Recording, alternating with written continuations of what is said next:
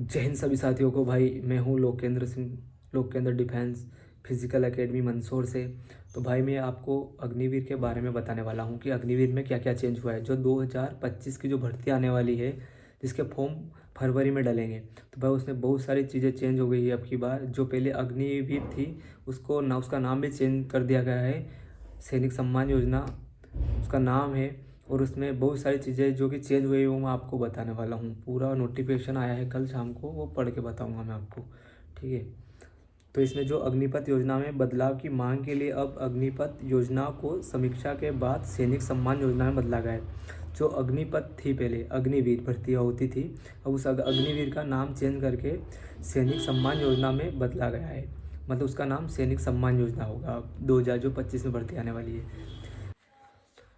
और इसमें बहुत सारी चीज़ें और भी चेंज हुई है, जो कि मैं आपको पूरा नोटिफिकेशन पढ़ के सुना देता हूँ।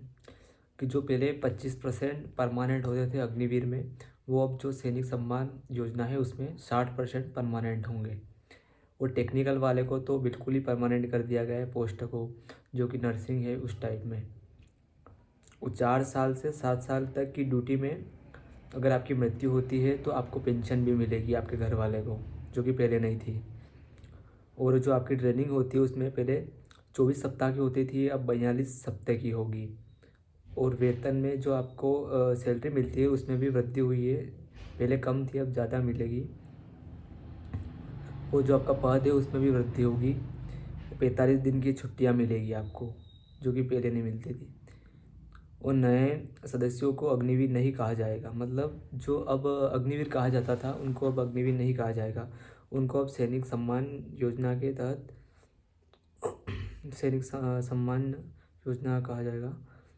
कुल पैकेज जो इसका है वो 7 साल का, वो 41 लाख का है, ठीक है। जो पहले नहीं था, पहले कम मतलब 22 लाख का ही था,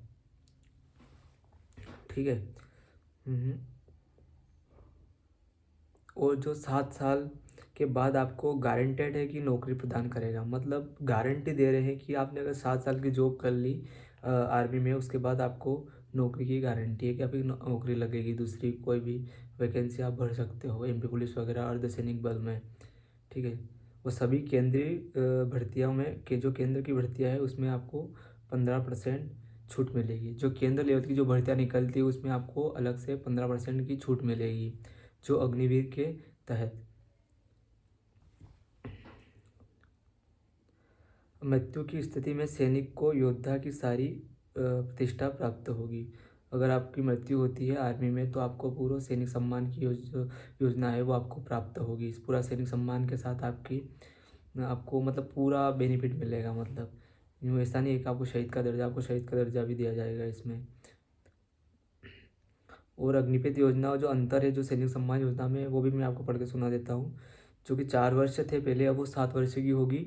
और 22 जो आपको 22 लाख रुपए मिलते थे अब 41 लाख रुपए मिलेंगे।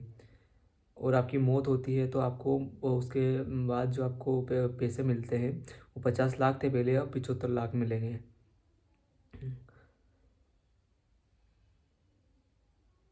पहले आपको 10% तक मतलब छुट्टियां मिलती थी, अब आपकी 15% छुट्टियां बढ़ा दी गई है।